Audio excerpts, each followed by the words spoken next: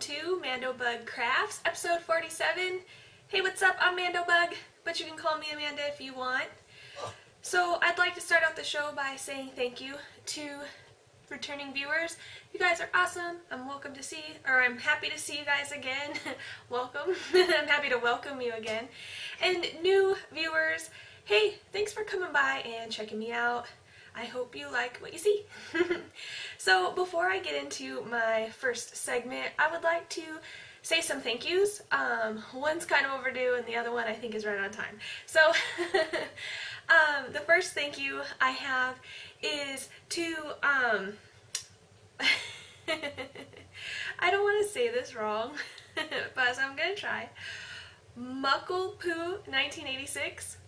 Hey, if that's the year you were born, we are really close in age. Really close. But she had a video cast called MandoBug's Video Cast, and she gave me a shout out, which I wanted to say thank you for. If you haven't seen her podcast, it's in German. She lives in Austria, so that might be why. But if you speak German or just like to watch pretty things, maybe not understand what's being said, I definitely suggest that you go check it out. So yeah, and then the other thank you is to Silvani. She recently started a podcast on YouTube called Planet Knits, and it's super cute, by the way. This one is in English, but it's very space themed, being that she's an aerospace engineer, so I really like the cute little titles that she's put under each of her sections, and I've been enjoying the show so far, but she gave me a shout out in her most recent episode, and I wanted to say thank you. Every time I get a shout out, I always blush. And so you see Chester back there?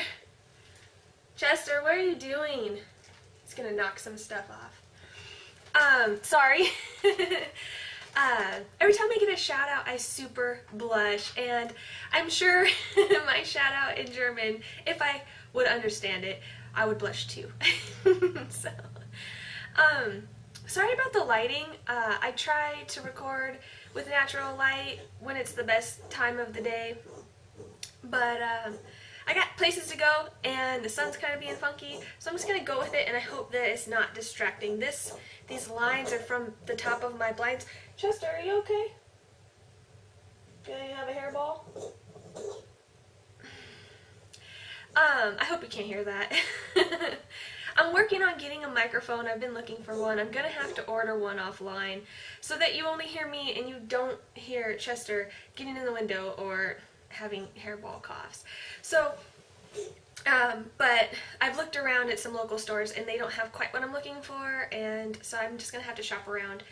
But anyways, yes, the window. This light's from the blinds up there, and as the sun moves, it should go away. I just don't know how long it's going to last.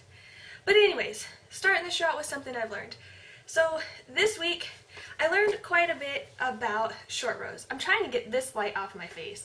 Maybe if I just scoot over here, that will, that looks a little better. So I've done short rows before because I've done a couple sock patterns that they use short rows for the heel. So I've done short rows before. They're not a new concept to me, but this pattern that I did, I have never done a insert your own short rows. And what I found very interesting was that there are so many different methods, and it's not as scary as it sounds. Initially, I was like, I don't think I am an advanced knitter enough to be able to insert short rows. And if you don't know what short rows are, they're pretty much what they sound like. A short row is when you knit not a complete row, and then you end up turning back. So it like, when you're knitting garments, it gives you some extra give in that area. It'll start rounding the fabric in that area because you have extra stitches only where you did your short row.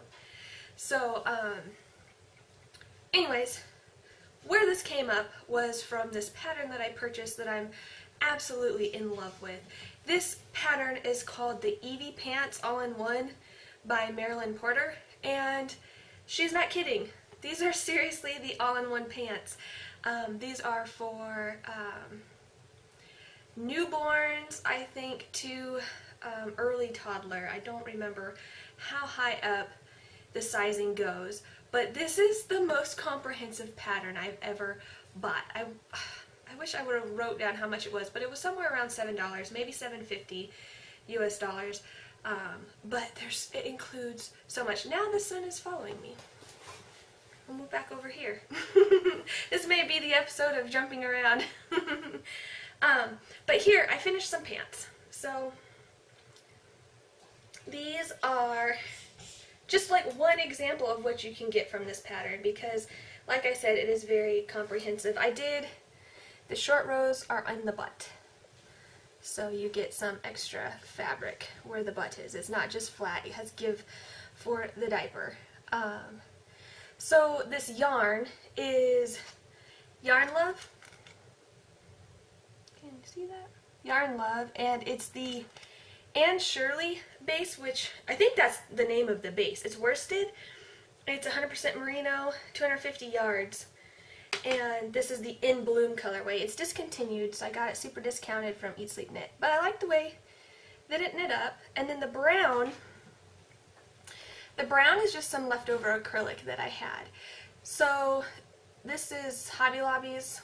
I love this yarn, worsted, and the color is literally called brown.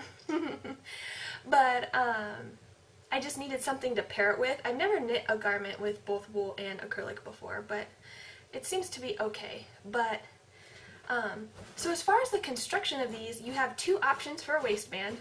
You get the option of a drawstring cord, and then I chose for the second option, which is, I don't know what it's called, but it's when you knit and then you fold it in half and then you connect it.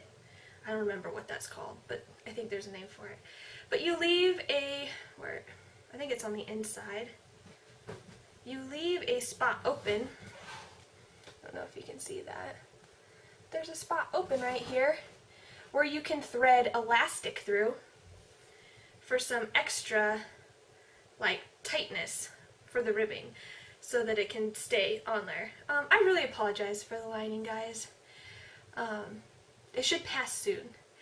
But so yeah, so you have these two options for the waistband. And then for the pants, you have option in length. So you can make soakers, just like diaper covers. You can make bloomers. You can make like knee length, like capris, or you can make the long pants. I chose for the long pants. And then for the bottom, you also have the option of a average sized or an increased bottom. So you can make it an even more spacious bottom. And there's directions for both. And then for the short rows that are added, it's explained very well. She gives you suggestions, but then she also says, like, it's really important for you to be measuring the size of your baby and the size of the pants so that they fit. And she gives explanations on how to make sure that you're making the right size and that it will fit, which is just amazing. I felt like a pattern designer following this pattern in a way. So it was really, really awesome. And at the back of her pattern, she has this page here that is helpful links. I don't know if you can see it, but you can see at the top the short rows. I followed all the links, and I read about the yarn over short rows, the wrap short rows, the Japanese short rows, the Woolly Wonder style short rows, and then she also, look at that, zigzag short rows, and then she also links to other helpful things that you may use in this pattern if you need to Kitchener stitch, or you know how to pick up stitches, because you do have to pick up stitches. If you did stripes, how to do jogless stripes. I mean, this is a very comprehensive pattern. And so there's that. She also has options in there for you to put cables down the side. I think there's 3 different cable patterns in there, but it tells you where to insert them, so really you can put any cable pattern in you wanted. And then there are over 15 different cuffs. Oh my goodness. I chose these ribbed ruffle cuffs because I thought it would go well with the ribbed top. My husband doesn't really like them, so I think when I knit another pair I'm going to pick a different cuff, but you can see some of the yarn here, these little dots. That was on accident. I didn't pick up the stitches right, but I kind of like the way that it looks, so I left it and I did it the same way on this one. Instead of picking up the correct stitch, I picked up the stitch behind it, and it kind of left a gap so that you could see yarn from the previous row there. But yeah, overall, I'm very happy with the pattern and the way the pants turned out.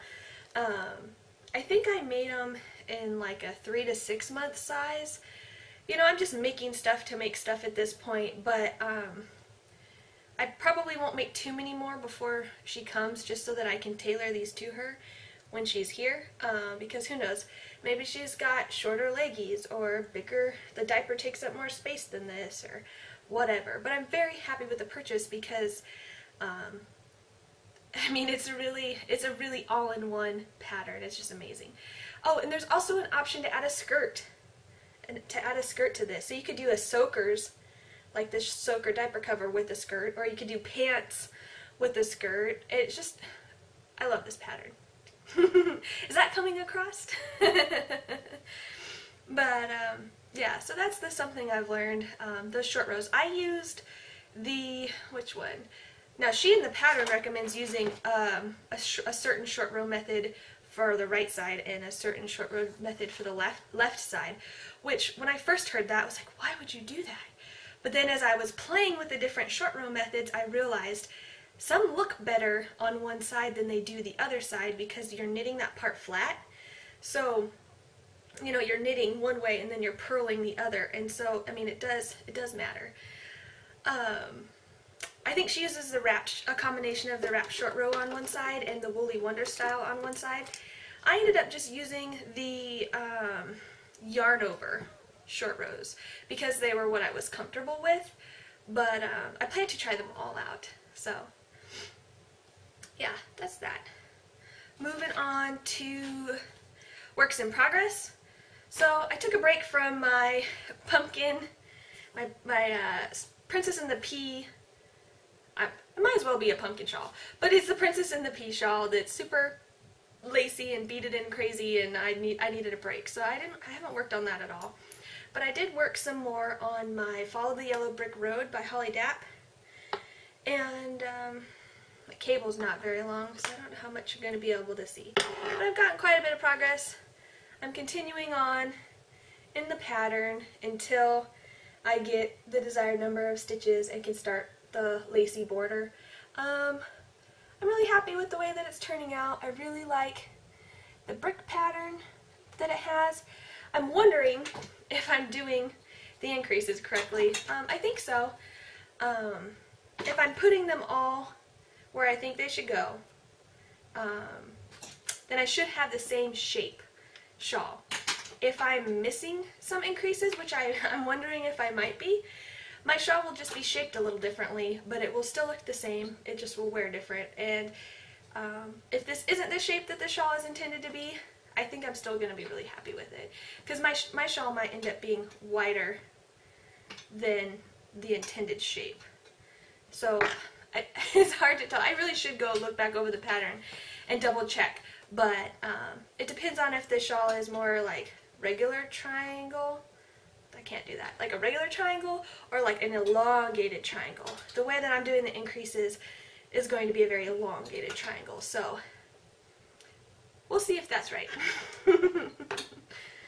Because if I do check the pattern and it is wrong, I'm not gonna go back. I've already established this shape for this many rows that I'm not gonna go back on it. But it's a fun knit, and it's enough to not be boring but not be difficult at the same time. You can definitely hold a conversation while knitting it. And like I said, I haven't looked at the pattern since I don't remember the first couple rows, so you definitely don't need to have the pattern with you because you can just kind of read your knitting to follow the pattern.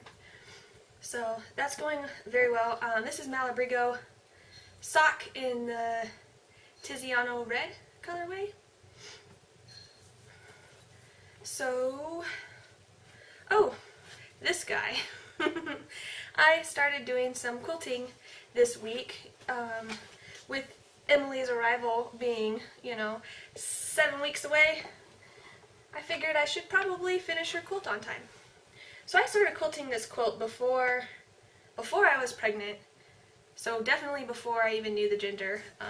But I have a niece who's really young, and I thought, if I end up having a boy, then I would gift this quilt to my niece. If it's a girl, it's going to be for her. And it is a girl, so you may have seen this quilt in older episodes because I had been piecing it for a while. But now I'm actually quilting it. And I won't get up to show all of it to you. But you can see, I think, that I've started quilting lines in it. Let's see, can you see? I'm just doing, I'm running a 1/4 inch off the seams. So long 1/4 inch this way and then long 1/4 inch this way. And I've gotten pretty far. It's not perfect. It's definitely not perfect. If I get back far enough, I wonder if you can see. Maybe not, but that's the front, and then this is the backing I chose for it. It's just a busy pink with, I don't know, it's like little flowers and little white flowers and little gray flowers. But what happened was, because of my belly, I was being very lazy when I basted it, because bending over and laying on the ground and trying to baste the quilt all over the floor was hurting my back. So I was like, we're gonna do this quick and messy. And then I'll just kind of fix it when I'm quilting it on my sewing machine. Well, because I did it quick and messy, it didn't get fully stretched all the way, and so in some places the fabric on the top has kind of bunched up. But it's not super bad, I don't think, and it's only in certain areas. Maybe I can find one for you. This lighting is just terrible today. I'm so sorry. Let's see, where did it go? Right here. I don't know if you guys can see. But it's kind of bunched up right here. But it's worse in other areas. Like this is a bad area. You can see the fabric got really bunched right here. But overall, it doesn't matter. This is only my second time quilting something, so meh. It is what it is. It does what it does. I tried. But I'm still finishing top quilting that. All the basting pins are out because I've run most of the lines. I just have a couple more lines to run, and then around the border I'm going to do some swirls and then time to bind. So I did some of that this week. Moving on to finished objects. So if you saw last week's episode, I was spinning these gorgeous pumpkin spice rollags from Nadine Color, and those are done. So this is 3 ounces, and it's 506 yards. So 3 ounces, 506 yards is definitely sweet. And it's not super consistent. It's not the best spinning in the world, but it was fun, and I think it's gorgeous, and I'm very happy with it. Now, you may know I have 2-ounce bobbins, and this is a 3-ounce skein. I packed this sucker full when I applied it. Oh my goodness. This was so full I could not have fit any more wool on here. So, I'm really thinking about getting the extension for my wheel, the jumbo flyer with jumbo bobbins, at least for plying, if not for, if I was going to do a chain ply, because I really want to chain ply that long gradient I got, so I'd really like to keep all 4 ounces together, but I could split it up, meh. But I think I did my math wrong or I lost a rollag, because I thought I was going to have more than 3 ounces. I do have leftovers. I left them somewhere. I don't remember. So if I knit a shawl and I run out, I do have quite a bit of yards of singles that I could two-ply onto themselves to finish off the shawl if I ran out. But I think I'm going to keep them for embroidery or cross stitch because they're thin enough, and this color and sparkle is gorgeous. So if I don't need to use it, I'm not going to. So I'm just not counting it. But that, I think, the leftovers was only about like a quarter of an ounce. So, but, oh well, I'm very happy with this. And then I also did some sewing. So I hope this isn't super loud because it's full of grocery bags. I sewed this, can you see it? This grocery bag holder. And this is a free pattern off of the In Color Order blog, and it's called the grocery bag holder. And when I found this pattern, I was like, wait a second, In Color Order sounds really familiar. I've followed one of her free tutorials before. That's what these are. My project bags, well, my projects bags that I use. This is a free pattern tutorial that she has on her blog, In Color Order. This is her drawstring bag. And for mine, I modified them so that they would be reversible. But it doesn't take a whole lot of ingenuity to do that. You just make two exteriors, and then where the drawstring is, it's this lighting, my goodness, you guys, I'm so sorry. You don't close where the drawstring comes through, you keep it open so that when you want to make them reversible, you can take the knot and pop it through the hole because you left it open. And so the drawstring is now on the inside instead of the outside, and you can, you know, that makes it reversible. But her tutorial for this drawstring bag, as well as the tutorial for her grocery bag holder, are amazing. Very simple, very easy to follow.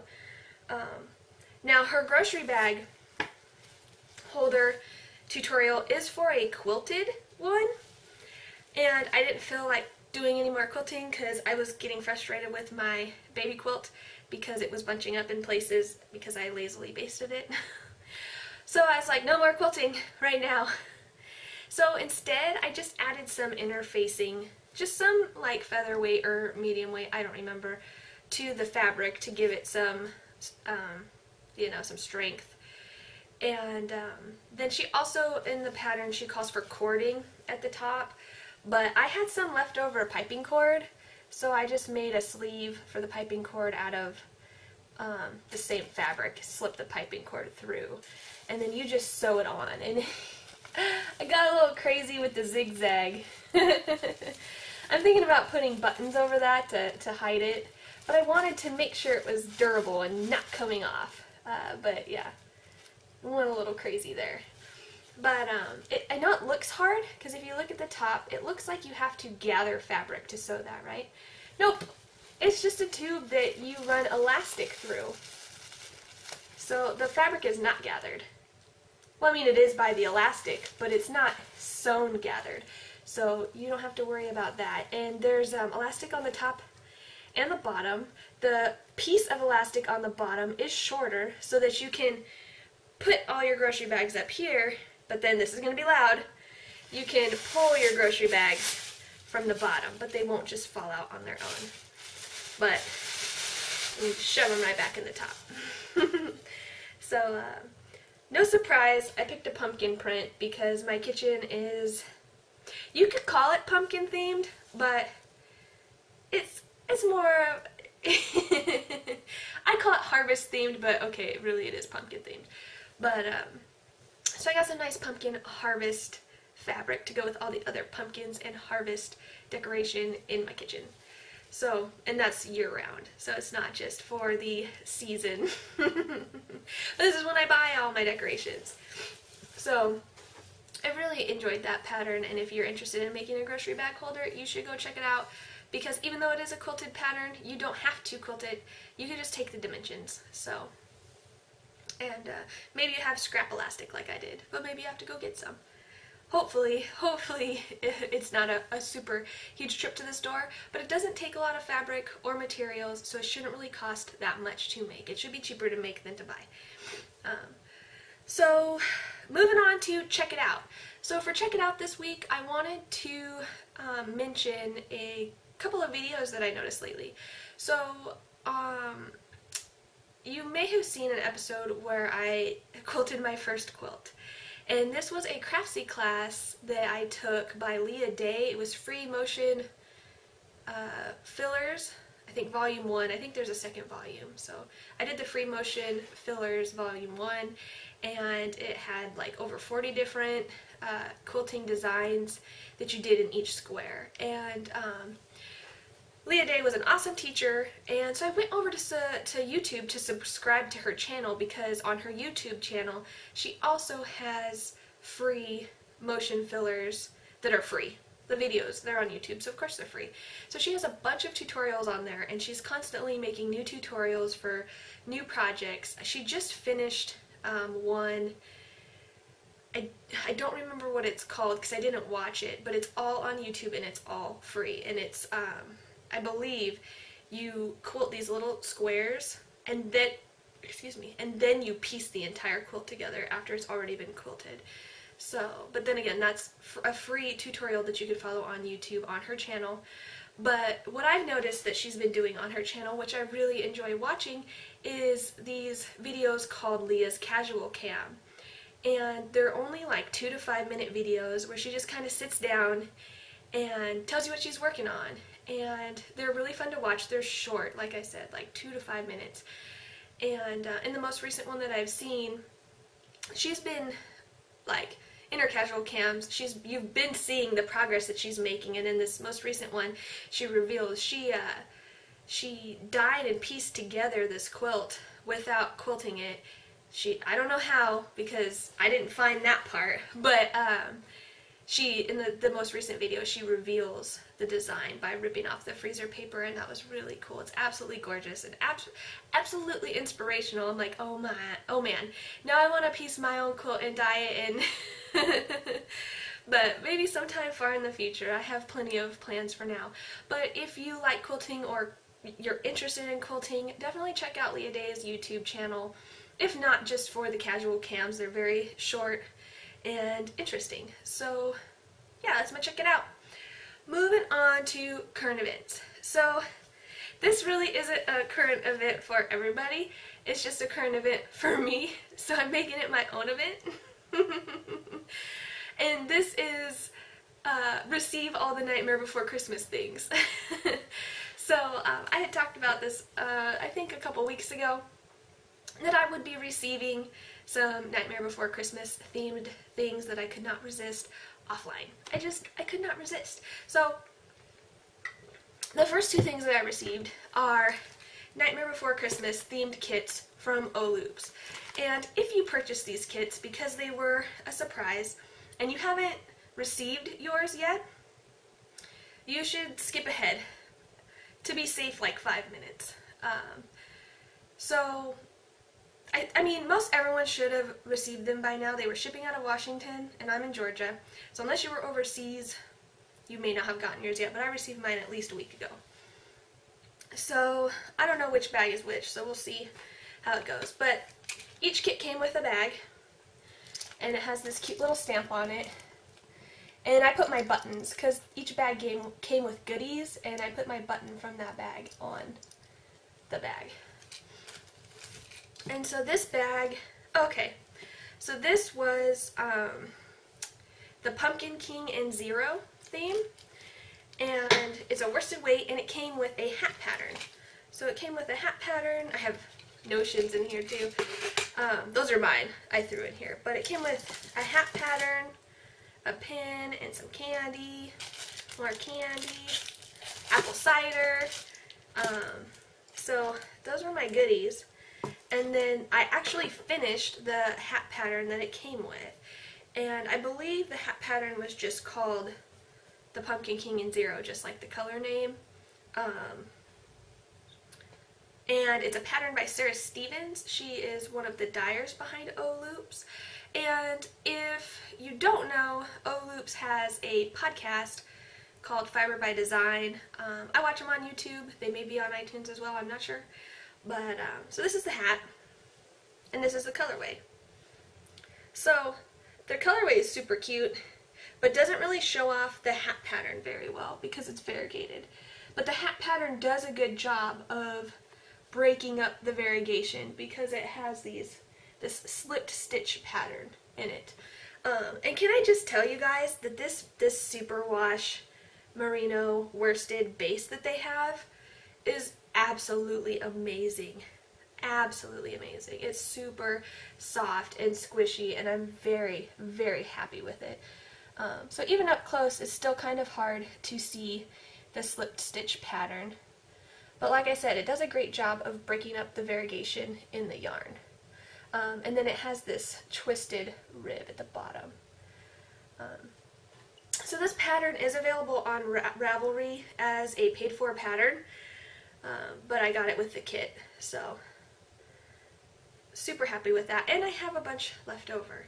So I cast on another baby vertebrae, but I don't think I'm going to have enough. I thought maybe if I did the body in this colorway and then found something contrasting to knit the bands and the ribbing in, I will have enough. I'm at a crossroads right now.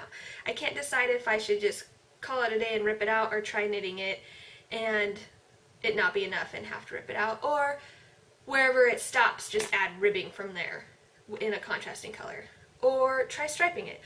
I don't know. So I haven't gone very far.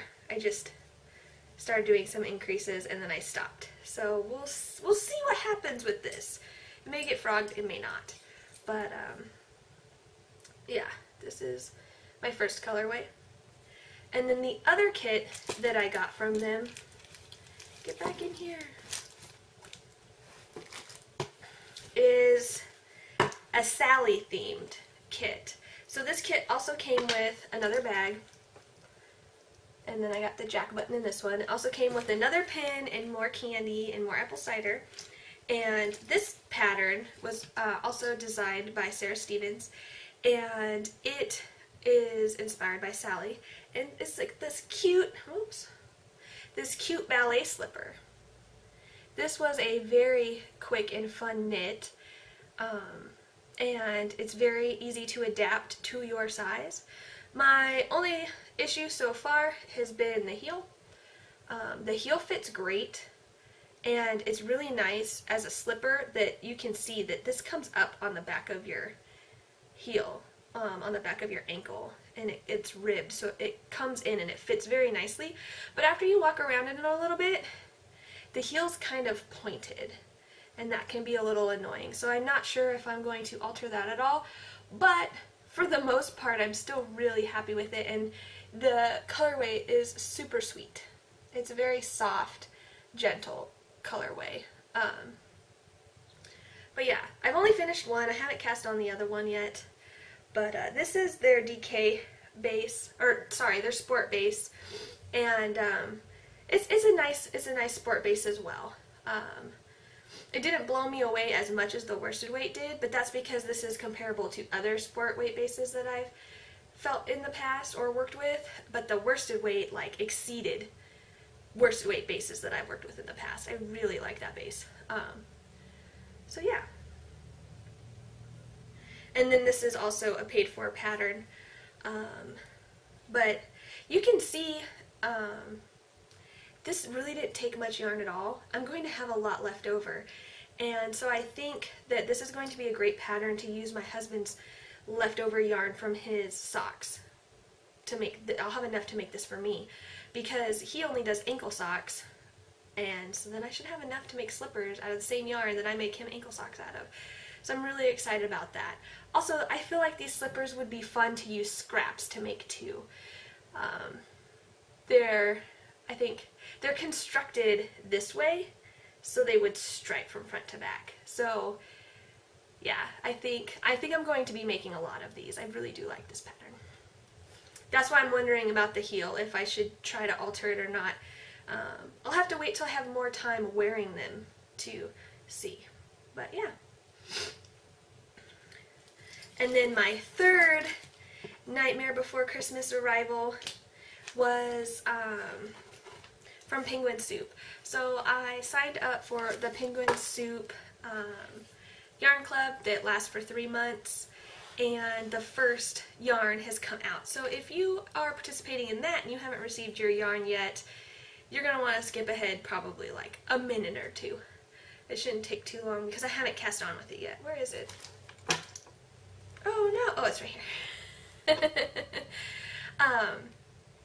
So her box came with some goodies as well. I got a little chapstick, and I think there was a candy in there too.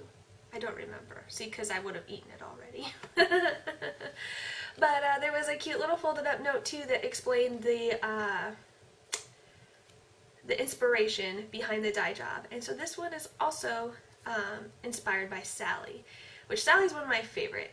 I dressed up like her for my sophomore homecoming. Because, you know, homecoming's in October, and I'm not a very conventional person, and so me and my mom sewed me a Sally dress, and I went as Sally. I didn't put any of my stitches on, but I wore my Sally dress, and I had long red hair, and, you know, my big old eyes, and I wore big fake eyelashes too, and the red lipstick. So I had everything but the stitches, because I didn't want to look costumey, but I also got to be Sally. And my date wore a pinstriped tux with a little bat bow tie, but of course no makeup or anything.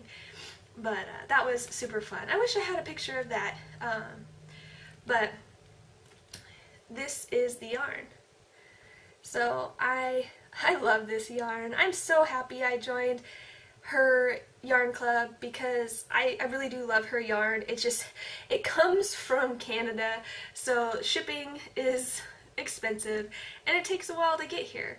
So I think the yarn club was a good way for me to get her yarn. But yeah, I love almost all of the colorways that she dyes. So there was no surprise that when I opened this, I just was like, oh, this is gorgeous. This is her fairy sock base. It's 430 yards, 100 grams. Excuse me. It's 75% superwash merino, 20% nylon, and 5% stellina. And as I have been looking at this and pondering what it needs to be, I'm pretty sure I've decided on some fingerless mitts. So and I've never knit those. I've never knit those before. So I'm very excited. And that could leave me with some leftovers to do something fun with as well. So this may look like it's self-striping, but it's variegated, so it's not self-striping. But I'm interested to see how it knits up. So I'm very excited about that.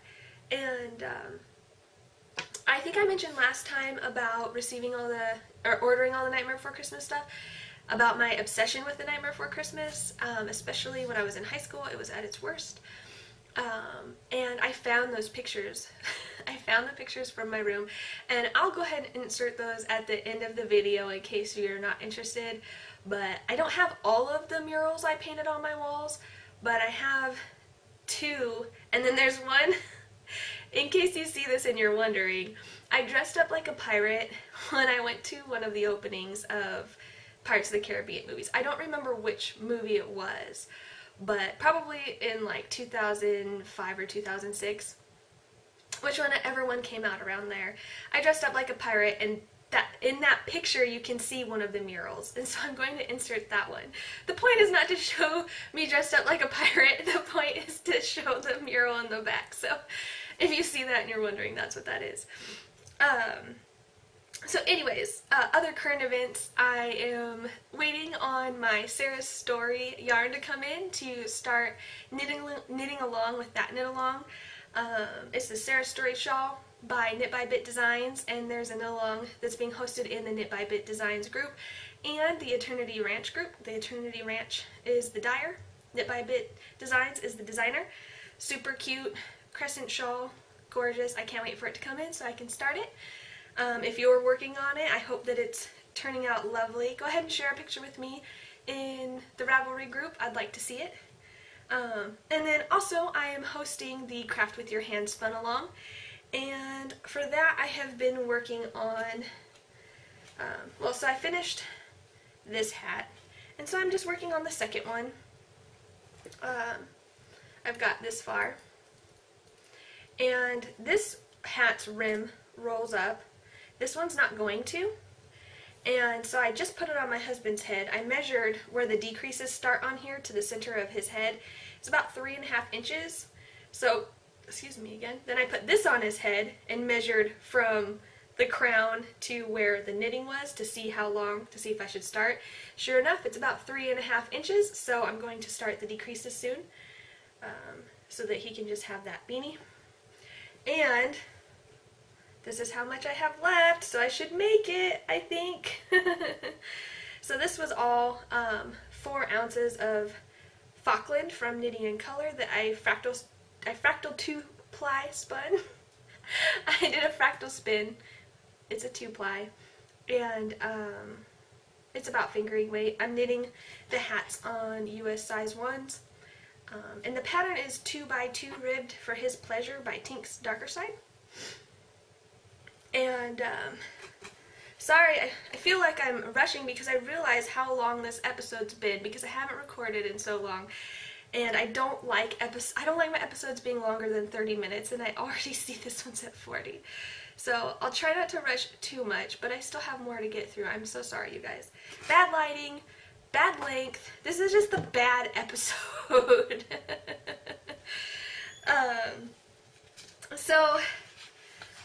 Speaking of knitting with my hand spun, I have a new project that I'm going to be starting. I just finished spinning the second 2 ounces of this. So back in March, I spun this skein.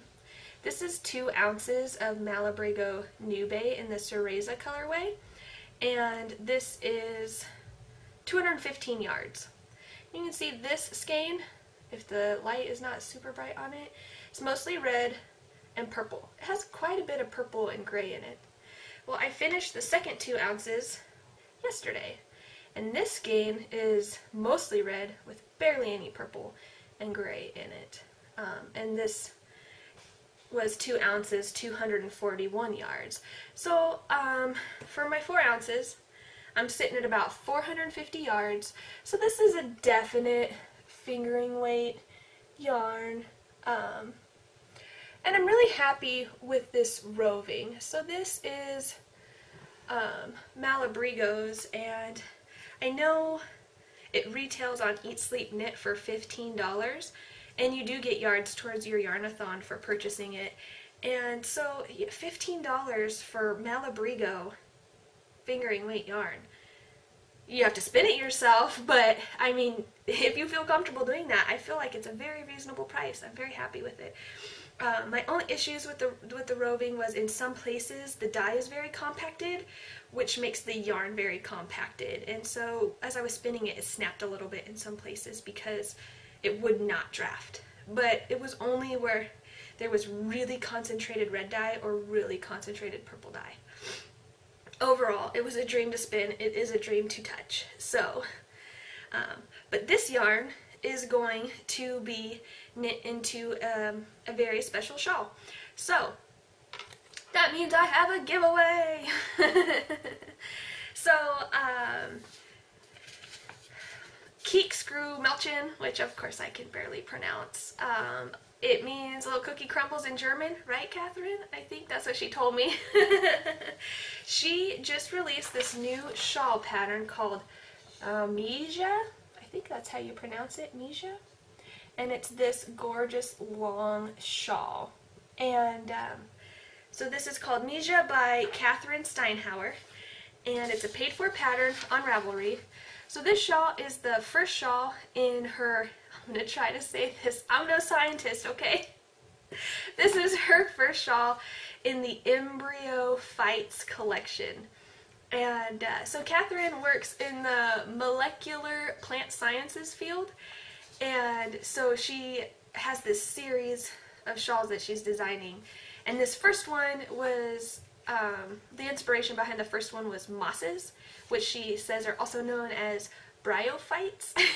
I hope I'm not butchering all these scientific terms. But it's an asymmetric shawl, which is really adaptable to the weight of the yarn and how many yards you have, because the pattern is written in a way that it's by percent. So knit this many, like knit this pattern until you have this percent of your yarn left, or until you've knit this percent of your yarn.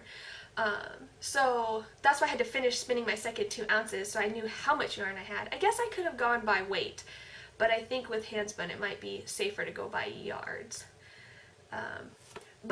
So she has generously gifted me the pattern, so I will be knitting it out of this hand spun. And then she has also generously gifted one of you guys the pattern. So I'm going to go ahead and open up a thread in the Ravelry group and probably just have you guys enter by letting me know what yarn you would knit this shawl out of. And then that thread will probably, that thread will be open until November 24th, so it'll give you guys plenty of time to see this episode and go get your entry in. So yeah, that's going on. And then also, I am going to have another giveaway. I love giveaways. I just realized yesterday, and I don't know how long this has been, but we have over 100 members in the Ravelry group, and I never said that we were going to have a giveaway for that, but I think it's cause for celebration. We almost have 200 subscribers on YouTube as well, so definitely time for celebration. So I'm going to open up a thread in the Ravelry group as well, where you can enter to be randomly drawn. Hi, Pup-Ups. Pup-Ups is in the window. So yeah, I'm going to enter a thread where you can randomly be drawn to win a giftable pattern from me equal to or less than $10. So, and for that, I'll probably just have you guys pop in and show me what you're working on. And that'll be 1 entry per person for this giveaway and the previous giveaway as well. So, yeah. So, on to upcoming events. So, I wanted to see kind of what you guys think. The current craft along that I'm doing is for hand spun, and it ends the end of November. And so that kind of leaves December until the end of the year, and I don't really want to start another craft along during the holidays, because it can be stressful for deadlines and gift knitting and all sorts of stuff, and it should be a time of holidays and relaxation and me going, come on baby, when you gonna get here? Since I am due at the end of December. So I was thinking about hosting a holiday ornament swap. So what do you guys think? Is that something that you would be interested in? I'm going to go ahead and open up another thread in the MandoBug Crafts Ravelry group and just kind of pop in there and let me know if that's something you would be interested in. I was thinking if we get enough participants, what we could do is have the sign-ups, I'll have a questionnaire of course, and we'll have the sign-ups deadline be like November 24th, and then you'll have until December 5th to ship your swap partner your gift. So we can discuss it more in the thread once I get that opened, but I was thinking something small. That way, there's no stress, no pressure, something you could do in just an hour or two. Of course, after everyone signs up and you get assigned your partner, you two can talk to each other and decide, well, do you want to do a little more? Do you want to add some little candies or some tea, or but you can really collaborate on, like, get an idea of what you would like to swap with the person. So I'm going to go ahead and open a thread for that. I think that would be fun and not super stressful, and you could keep it as small or get as big as you want once you get your swap partner.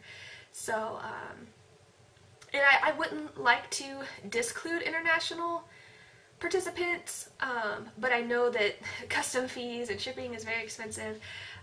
So maybe if we have more than one international participant, because I know we do have some viewers who are in Germany that could swap with each other. So, I think we just really need to discuss it in a thread. So hop on in the group, let's talk it out, let's see if that's something you guys are interested in, because I think it would be fun. I've never done a swap before, and I think it would be fun to have one host one, and maybe if some of you are more experienced, you can help me. So yeah, because this episode is so long, we will do a super quick baby bump date. I took my maternity photos this weekend, and so those were super cute, and I'm just getting a little bit bigger. I've got these awesome sweatpants that I pretty much live in every day now, because they sit below my belly, and they're stretchy and baggy. Then I have my stretchy shirts that work, so I'm almost 33 weeks, so I'm just around the corner, we've started getting all of our stuff together. We finally got our stroller and car seat. We got a combo that's super sweet and super compactable. I absolutely love it. We got a pack and play, and of course we're receiving gifts, and next weekend I have a baby shower, so we're getting things in order, and I'm super excited. But I don't want to talk your guys' ears off anymore. I'm sorry about the lighting. I'm sorry about the length. So if you managed to make it this far, I hope that I hope it wasn't bad. I will see you guys in a week or two, probably in a week, to avoid longer episodes like this. But other than that, I hope you guys crafted something awesome, since it was a very long time. And I will see you guys later. Bye!